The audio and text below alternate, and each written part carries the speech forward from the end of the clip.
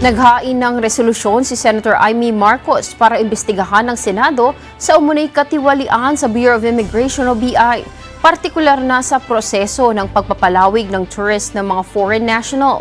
Ayon sa resolusyong isinumite ng Senador, may price menu umano ng service fee para sa mga nag-a-apply ng tourist visa extension na umaabot ng 15,000 hanggang 70,000 pesos.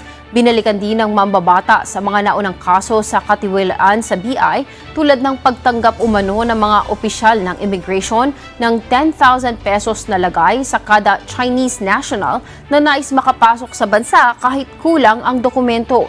Giit ng Senadora, hindi dapat ginagawang negosyo ang serbisyo para sa mga dayuhan dahil nakasisira ito ng tiwala sa pamahalaan at tourist destination image ng Pilipinas. Hinikayat niyang imbestigahan ang mga irregularidad, panagutin ang mga sangkot at gumawa ng batas para sa tapat at makataong serbisyo.